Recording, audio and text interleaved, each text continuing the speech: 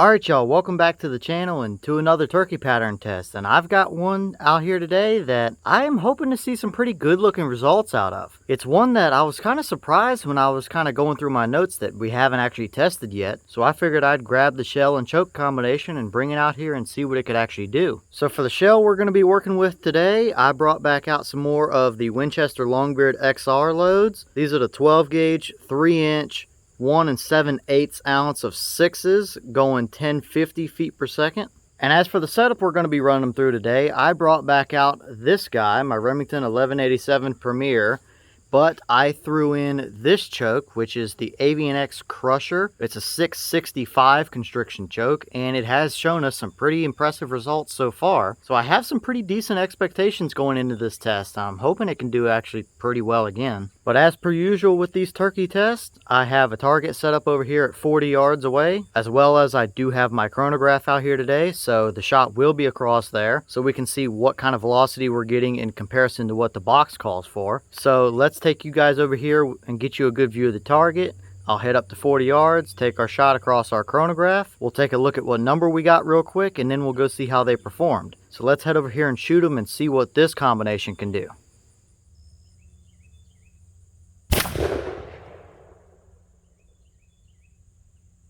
Alright, so that round gave us 1212 feet per second across the chronograph. The box called for 1050, so we are a bit above what the box called for, but we have seen that kind of numbers before out of this 1187 with that little bit longer field length barrel. So chances are they probably tested them out of a little bit shorter of a barrel, but still, I don't see anything wrong with 1212 feet per second. But let's go down to our 40-yard paper and see how they actually did.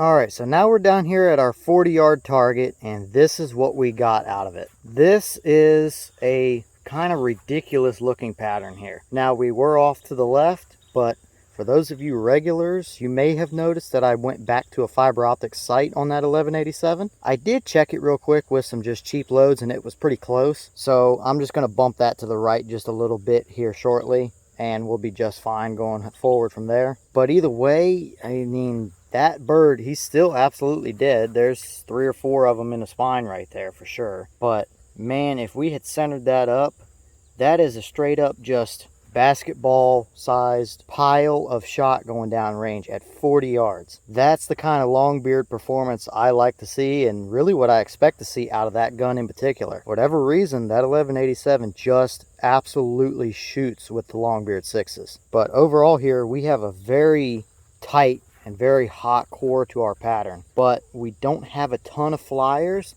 There's a couple that kind of strung over here and maybe a couple that kind of strung down there, but that's not unusual for what I've seen out of these Longbeard 6s. But the one thing I do like, on top of it being a nice hot core, it still gives you leeway. I mean, we were a good 6 inches from the center of our pattern to his neck right there, to the left of that bird, and he's still absolutely a dead bird. But it gives you leeway. That way, if you're off just a little bit, you can actually still connect on that bird. Now, it's still a pretty hot and tight pattern, so inside of 30, you better be on that bird if you're using that setup. That is a very hot core to that pattern for a lead load of 6s like that. But that's the Longbeards for you. Then that's why they are still really kind of the kings of the lead loads. But I'm liking what I'm seeing out of this pattern for sure. There's no doubt that that would absolutely crush a bird for you. Okay, and here's the wad out of that shell. Not really anything too abnormal to see here. It's your typical Longbeard XR wad. Nothing real special. You have a little bit of that kind of waxy buffer material they use to kind of hold the shot column together in there, but no pellets or anything like that. There's really no rips to be seen unless right up on the very edge here, which is perfectly fine. But overall, nothing really too special to see out of this one, and it absolutely did what it was supposed to do for us. Alright y'all, what did you think about how that performed? I am impressed really, but it is a Longbeard load and I had high hopes for it going into it, so it definitely performed up to my hopes anyway for it. As you can clearly see, it's just a ball of shot right here behind me, so there's no doubt in my mind that that would absolutely crush a bird for sure. But what do you guys think about how it performed, and did it do about what you expected to see? Leave a comment and let me know your thoughts about how it performed. And for those of you that have 1187s like mine and have actually used them or tested them for turkey loads and stuff like that, do you see the same kind of performance that I'm seeing out of mine? I mean, that particular gun just absolutely seems to shoot.